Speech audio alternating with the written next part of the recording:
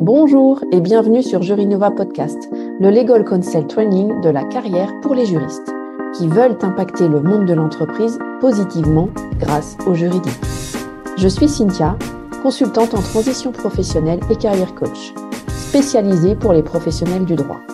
Chaque semaine, je vous délivre des inspirations stratégiques et des conseils carrière prouvés et applicables immédiatement pour vous construire une carrière juridique valorisante qui a du sens et un équilibre de vie sain grâce aux opportunités en entreprise. C'est parti!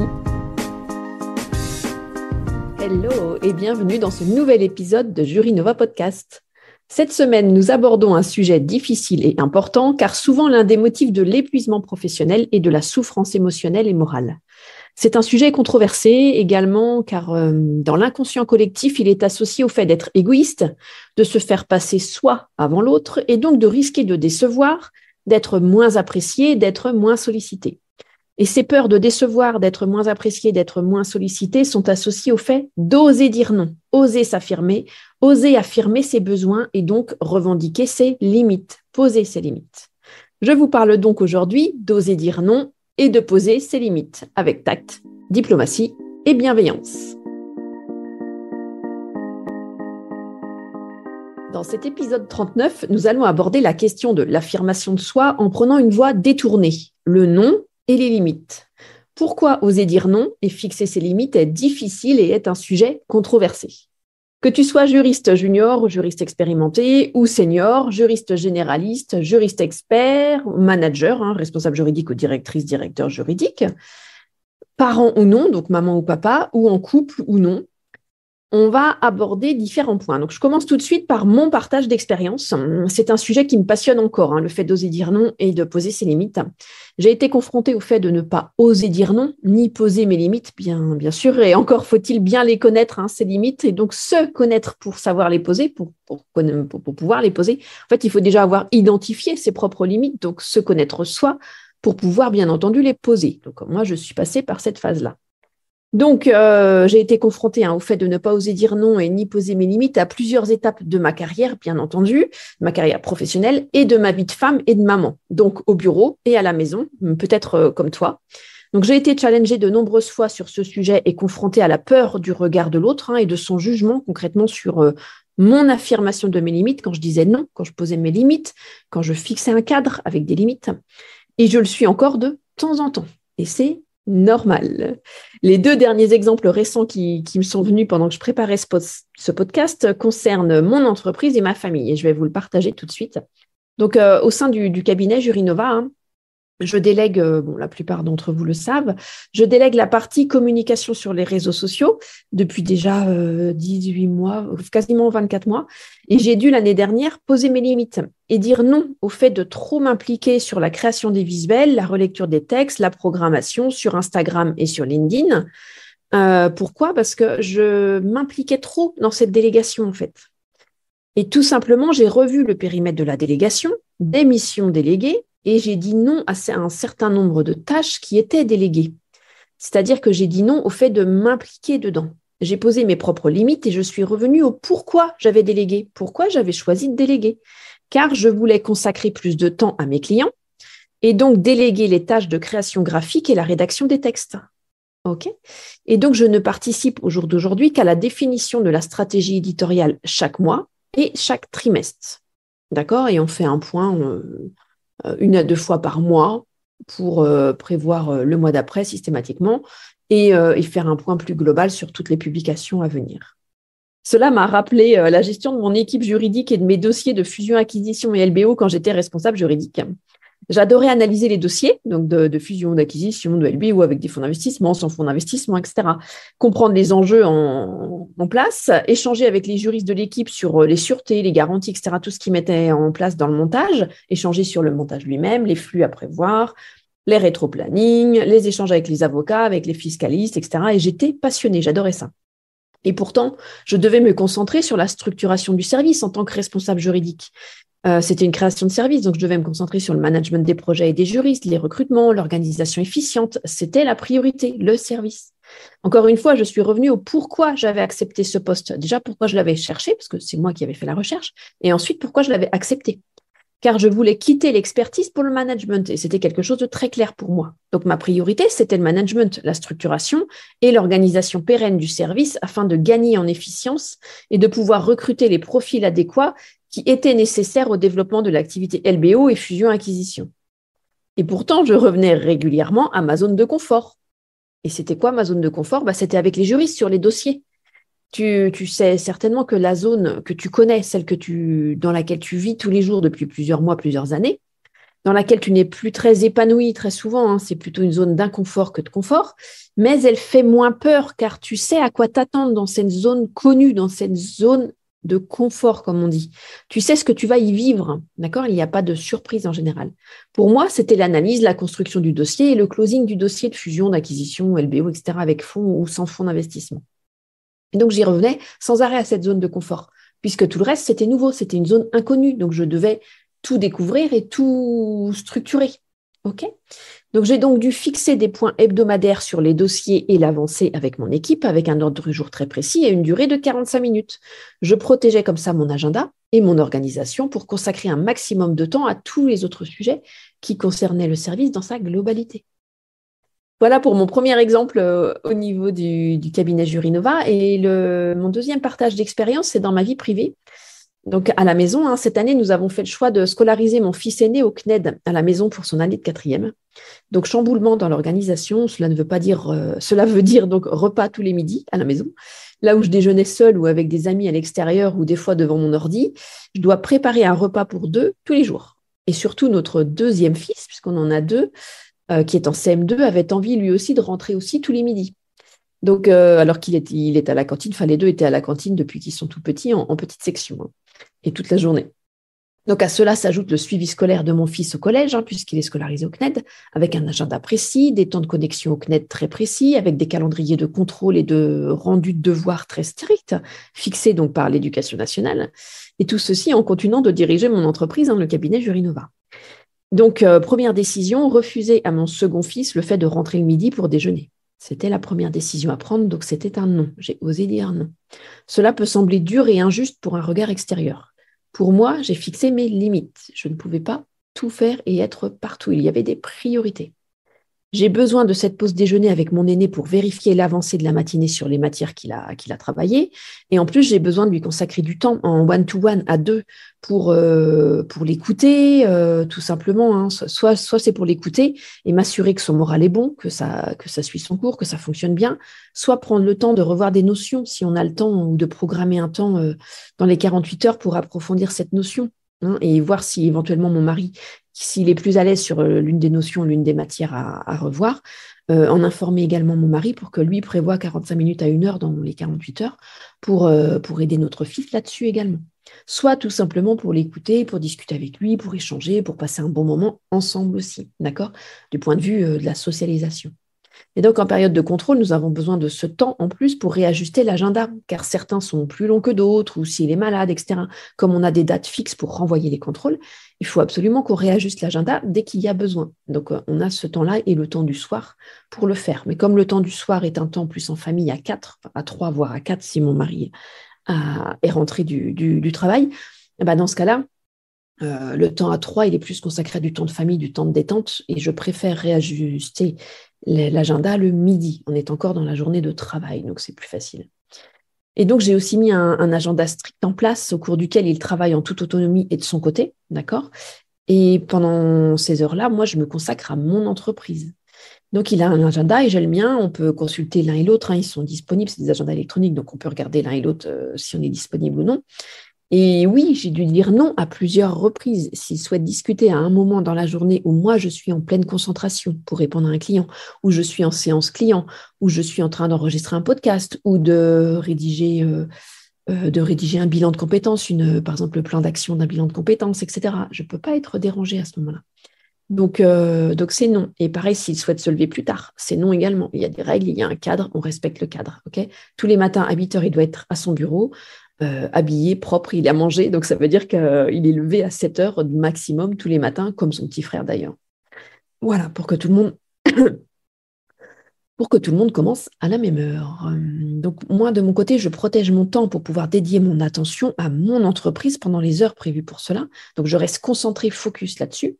Et à mon fils, au moment consacré à lui, donc le midi et souvent en fin d'après-midi, et un temps du mercredi, du samedi, consacré à lui également pour pouvoir voir toute sa scolarité et sa scolarisation et les cours qu'il a à travailler. Okay. On a également tous les matins un moment de 7h30 à 8h pour faire le point sur sa journée et les différentes matières ou contrôles à faire ensemble. Mais cette répartition entre les deux activités, l'école d'un côté, enfin le collège d'un côté et le cabinet Jurinova, c'est très clair.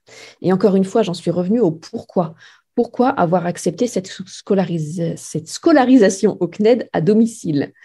Pour répondre à ses besoins de scolarisation à lui, bien entendu, et donc pour remplir mon rôle de maman également, tout en continuant à diriger le cabinet Jurinova et à le développer, ce cabinet Jurinova, pour vous qui êtes juriste, responsable juridique et directeur juridique.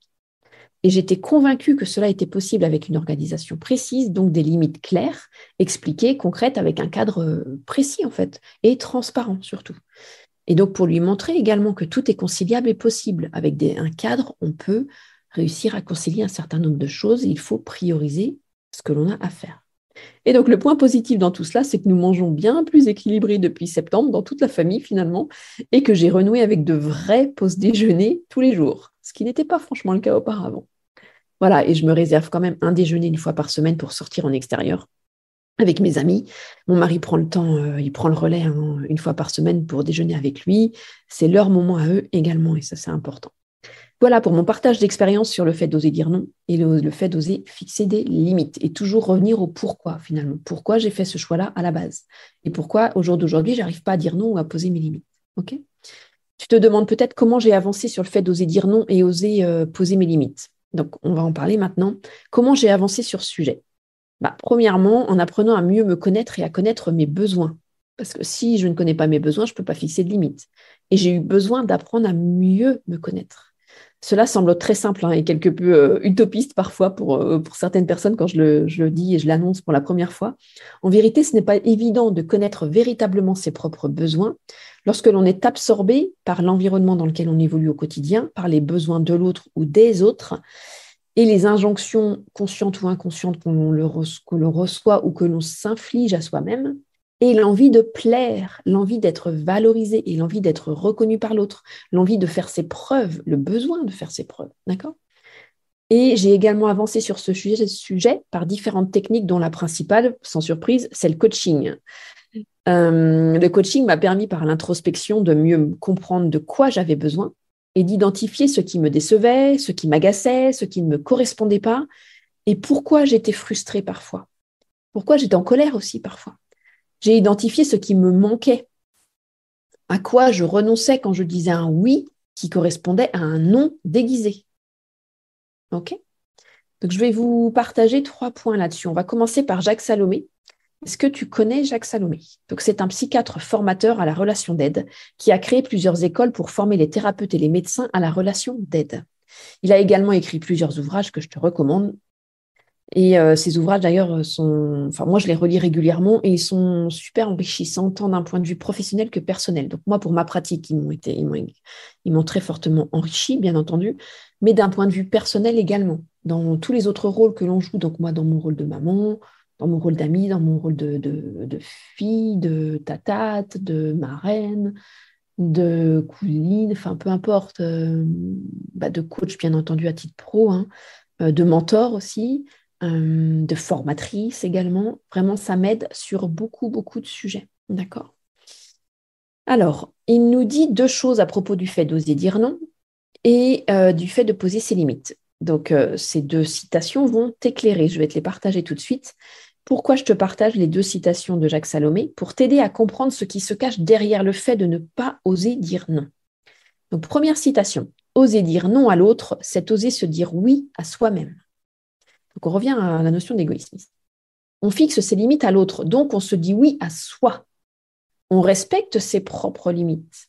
C'est aussi en lien avec tes valeurs profondes que l'on identifie pendant les accompagnements bilan de compétences orientation, l'accompagnement mobilité et l'accompagnement développement professionnel. plus tes valeurs profondes sont honorées, sont respectées dans l'environnement dans lequel tu évolues, plus tu oseras dire non et fixer tes limites. D'accord ? Moins tu te sens épanoui, en phase avec l'environnement dans lequel tu évolues, moins tu respectes tes valeurs et certainement moins que tu oses dire non et fixer tes limites. Donc, vivre et honorer tes valeurs, comme on dit dans le langage des coachs, dans le vocabulaire des coachs. Voilà. Voilà pour la première citation. Je te la répète, oser dire non à l'autre, c'est oser se dire oui à soi-même. Deuxième citation aussi très forte, le oui que nous donnons, quand nous n'osons pas dire non, n'est pas un vrai oui. C'est un non déguisé. Or, avec votre interlocuteur, cela va engendrer de la frustration. Lui, il va entendre le oui. Il ne va pas forcément entendre ce non déguisé. Il ne va pas le comprendre car il va entendre ce oui, puisqu'il répond à son propre besoin, à lui. Et il est centré sur son propre besoin. Il est concentré sur lui-même dans le cas de cette communication, cet échange. Et il ne va pas pouvoir comprendre quand vous allez commencer à lui dire non ou quand vous allez commencer à mettre de la mauvaise volonté, quand vous serez frustré, énervé, surmené, épuisé. Votre interlocuteur ne va pas comprendre car lui, il a entendu un oui, puisque c'est ce qu'il attendait pour répondre à son propre besoin qu'il a évoqué. OK ? Donc, deuxième point pour répondre à la question de comment j'ai avancé sur ce sujet. Il s'agit de revenir au pourquoi apprendre à dire non. Donc, le fait de savoir dire non permet de maintenir des relations saines, que ce soit dans la vie professionnelle ou dans la vie personnelle. Une fois que tu maîtrises le savoir-faire du non, donc avec tact, avec diplomatie, avec bienveillance, lorsque tu sais dire non avec tact et fermeté, tu es davantage respecté que la personne qui acquiesce toujours aux propos des autres. Et tu ne diras plus oui au détriment de toi-même. Tu te respectes. Cela engendre le respect à partir du moment où tu sais mettre tes limites, parce que par la suite, les personnes ne viendront pas te solliciter pour tout et n'importe quoi. Ils vont vraiment faire attention à te solliciter pour ce sur quoi tu as une expertise et ce sur quoi ils ont un réel besoin. Ils ne te dérangeront pas pour rien. Ils vont peser le pour et le contre avant de te déranger, avant de te solliciter. Cela permet d'être respecté. Et cela devient une force lorsque dire non est fait d'une façon affirmative et assertive, en adoptant une position personnalisée positive, plutôt que de façon négative en rejetant ou en nous imposant ou en s'énervant. Tu restes dans ta posture de manager, de juriste, de conseil, qui permet de dire non de manière assertive, de manière calme, posée et concrète. Dans ce cas, tu sais refuser les requêtes déraisonnables d'autrui, tu prends en considération tes propres besoins et tu restes en contact avec tes propres priorités. Tout cela avec tact, diplomatie et bienveillance.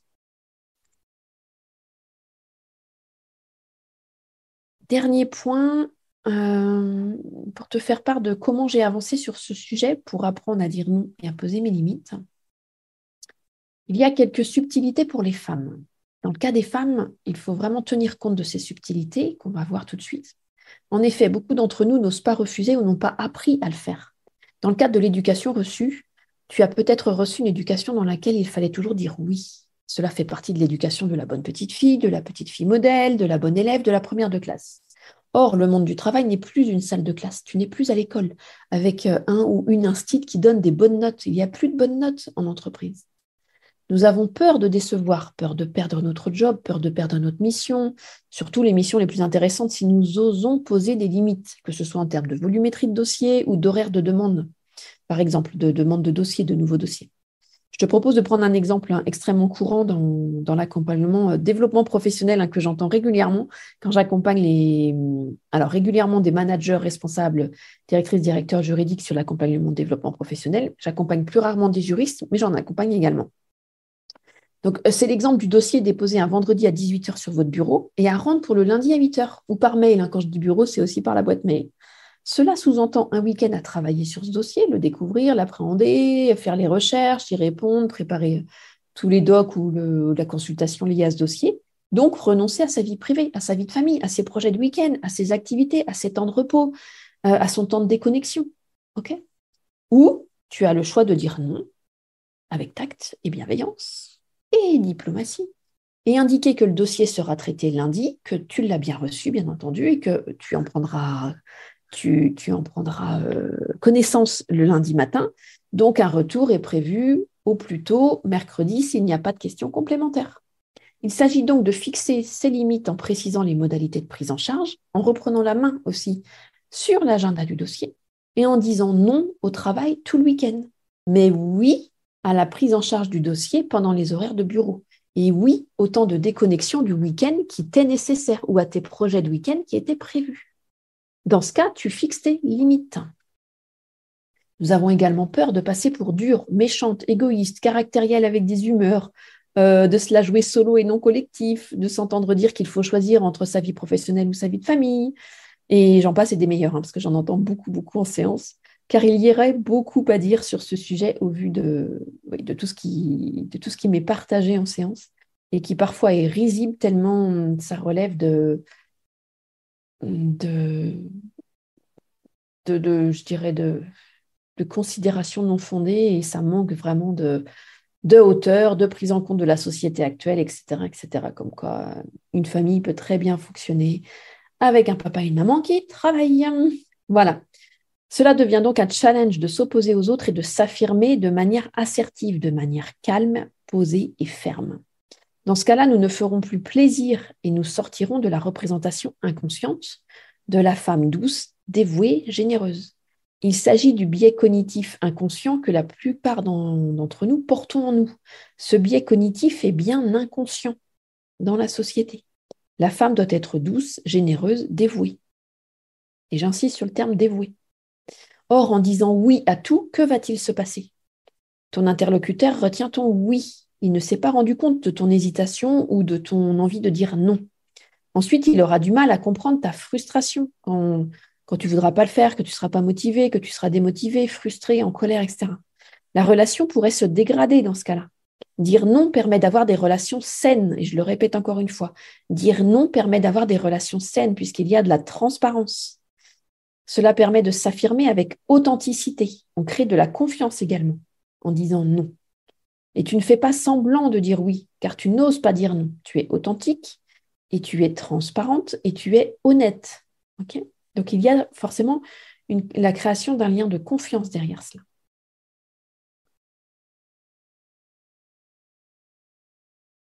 De plus, dire toujours oui pour faire plaisir, pour dépanner, pour la jouer collectif et ne pas décevoir les autres, c'est une grande peur qui anime les femmes et cela peut avoir plusieurs conséquences. Cela peut te conduire à te surmener, à t'épuiser, à te démotiver, à t'ennuyer car tu as trop de choses à faire ou des tâches trop fastidieuses.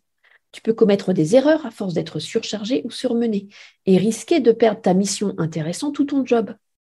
Donc, c'est important également dans le cadre de la délégation pour les managers juridiques de savoir dire non à ses équipes. C'était mon exemple de tout à l'heure, mon partage personnel. Savoir dire non également à ses collaborateurs, savoir dire non à ses propres managers aussi des fois. Savoir dire non également à ses clients, à ses fournisseurs, toujours avec tact et diplomatie, bien entendu, en proposant une autre solution systématiquement ou un report dans le temps. D'accord ? Bon, cela fera l'objet d'un autre podcast, la délégation pour les managers juridiques. Je vous le promets, vous me l'avez déjà demandé, je vous ferai un podcast sur ce sujet dans les semaines qui viennent. Nous sommes intéressés à une question fréquente. Pourquoi oser dire non et fixer ses limites est difficile et est un sujet controversé? Que tu sois juriste junior, juriste expérimenté ou juriste senior, juriste généraliste, juriste expert, manager, donc responsable, directrice juridique, directeur juridique, parent ou non, donc maman ou papa, ou en couple ou non. Cela te permet de développer ton assertivité et ton leadership. Donc, on vient de voir dans cet épisode, premièrement, mon partage d'expérience et deuxièmement, comment faire pour oser dire non et poser ses limites. Donc, dans le premier point relatif à mon partage d'expérience, je t'ai partagé la délégation au sein de mon entreprise, la délégation au sein de mon équipe, le temps alloué à mon rôle de maman et le temps alloué à la direction du cabinet Jurinova. Et comment sur ces 4 exemples, sur ces 4 expériences plutôt, j'ai dû revenir à mon pourquoi, j'ai dû poser des limites et j'ai dû dire non dans certains cas. OK ?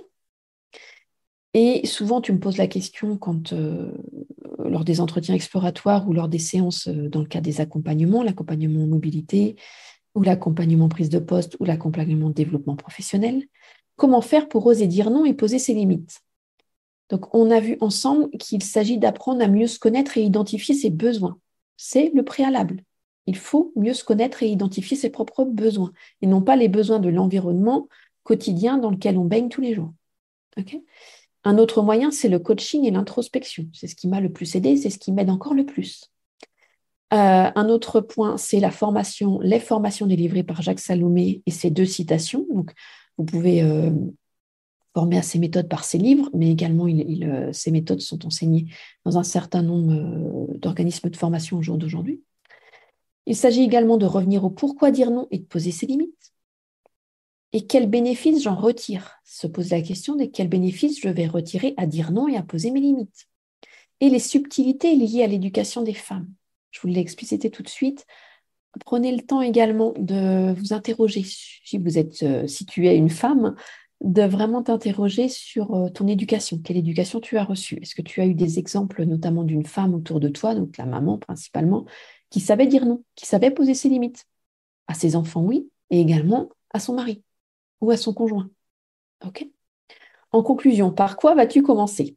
Premièrement, réfléchir à la citation « Oser dire non à l'autre, c'est oser se dire oui à soi-même ». Qu'est-ce que ça t'inspire? Qu'est-ce que ça te dit? Quelle est la prise de conscience derrière? Deuxième question, identifier tous les non déguisés. Combien de fois cette semaine tu as dit un non déguisé? D'accord? Tu as dit oui, donc c'est un non déguisé. Troisièmement, être honnête avec toi-même. Quels besoins ne sont pas comblés dans ces non déguisés? Et quels besoins chez l'autre tu combles?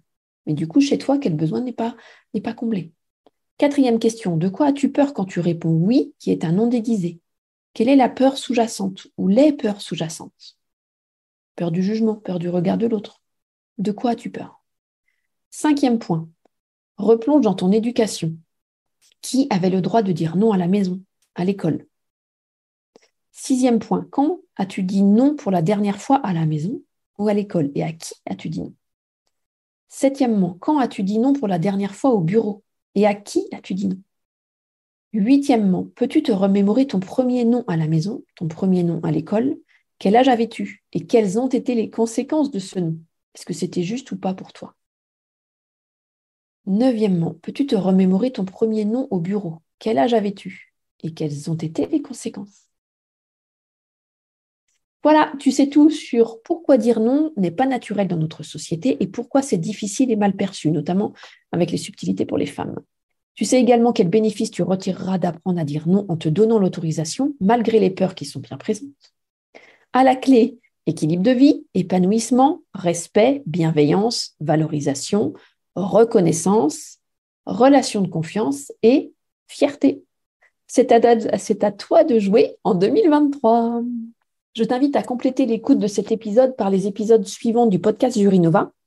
Donc moi, je te propose l'épisode 8, à quoi sert le coaching professionnel pour les juristes? L'épisode 16, votre loyauté, un frein à votre évolution. L'épisode 17, comment développer votre intelligence émotionnelle. Épisode 20, comment gérer le syndrome de l'imposteur. Épisode 22, les 5 freins qui sabotent la carrière des femmes. Épisode 29, leadership et assertivité.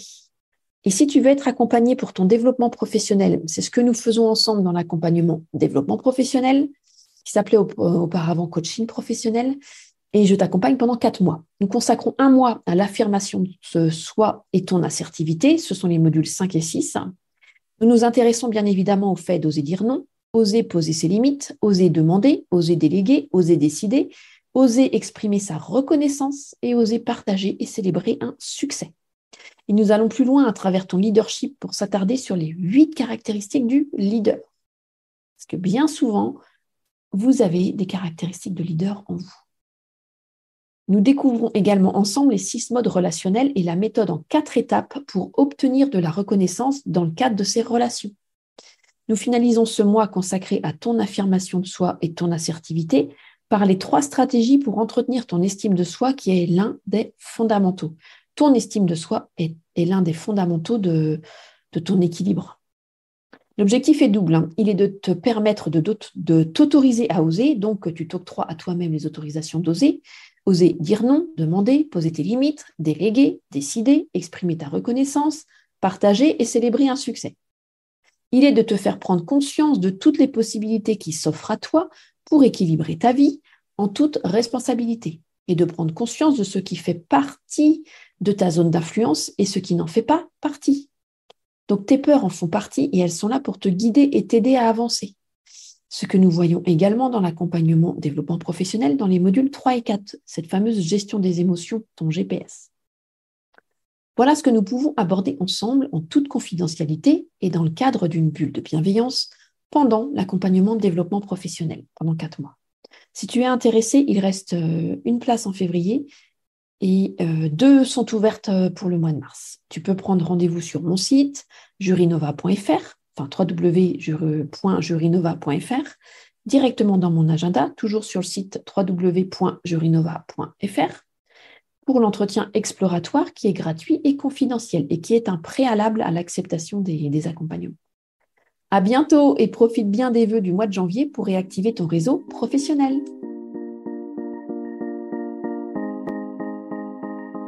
J'espère que cet épisode vous a plu. Je vous invite à lire l'article de blog associé à cet épisode sur le site www.jurinova.fr si vous préférez lire. Je vous offre également un cadeau de bienvenue, la roadmap dédiée à la réussite de votre négociation salariale. Vous y trouverez les 6 étapes à respecter et les 4 erreurs à ne surtout pas faire. Pour obtenir votre roadmap gratuite dédiée à votre négociation salariale, c'est très simple. Rendez-vous sur mon site www.jurinova.fr sur la page accueil et téléchargez-la, c'est gratuit et j'espère surtout que cela vous aidera. Je vous invite également à vous abonner à la newsletter hebdomadaire des Jurinova. Mon objectif, que vous fassiez une pause le mercredi dans votre quotidien surchargé. Je vous partage des conseils, des astuces, des livres inspirants, des podcasts passionnants et autres inspirations à travers des emails privés. Vous profiterez également de contenus inédits. Pour vous abonner, c'est toujours très simple. Rendez-vous toujours sur mon site www.jurinova.fr sur la page accueil. Je suis votre hôte, Cynthia Anison-Lorbert. Cela fait plus de 15 ans que j'exerce le droit, pour ceux qui ne le savent pas encore. Donc, je suis la fondatrice du cabinet Jurinova, dédié à la stratégie de carrière des juristes. Je suis comme vous une ancienne responsable juridique en fusion et acquisition. J'ai donc exercé pendant 15 années dans un groupe financier international, donc surtout au niveau des fonds d'investissement. Et je suis encore responsable juridique au sein de mon cabinet de consulting et de coaching, qui est aussi un organisme de formation certifié Calliope et donc éligible au CPF pour votre plus grand bonheur, c'est-à-dire vous permettre de bénéficier de mes accompagnements via le financement de votre CPF, ce qui vous facilite quand même le financement. Alors, que ce soit le bilan de compétences qui est calibré pour les juristes, les responsables juridiques, les directrices et directeurs juridiques, que ce soit l'accompagnement à la mobilité, que ce soit l'accompagnement à la prise de poste, ou que ce soit le coaching professionnel sur 4 mois, où on aborde votre gestion du temps, votre gestion des émotions, donc toute votre intelligence émotionnelle, votre assertivité et votre leadership. Et 4e thématique, c'est la gestion de situations complexes, voire conflictuelles. Donc voilà pour les 4 accompagnements que je vous propose. Donc je suis également coach professionnel certifié, spécialisé dans les transitions professionnelles des juristes. Et j'interviens également très régulièrement à la FJE pour animer des ateliers carrière à destination des juristes. Autant vous dire que le sujet de la carrière des juristes est une passion pour moi. J'ai donc décidé d'en faire mon métier tout en continuant à l'exercer. Voilà, c'est la fin de ce nouvel épisode de Jurinova. Un grand merci à tous d'avoir écouté l'épisode jusqu'ici. J'espère que le format vous a plu. Si oui, dites-le moi avec 5 étoiles, même un petit commentaire sur l'appli Apple Podcast ou Spotify ou Deezer. Cela ne vous prendra que quelques instants et 1000 merci. C'est vraiment précieux pour moi, cela m'aide à faire connaître le podcast Jurinova. Si les commentaires, ce n'est pas votre truc, ce n'est pas grave, hein. Il y a d'autres moyens de m'aider. Vous pouvez tout simplement en parler autour de vous.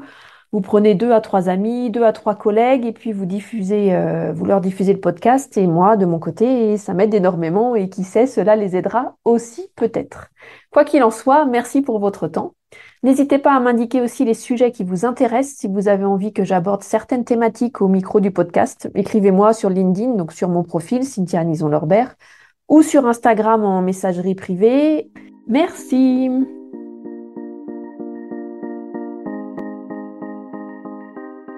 Nous nous retrouvons la semaine prochaine pour le podcast 40, qui apportera quelques tips aux responsables juridiques pour optimiser leur profil LinkedIn.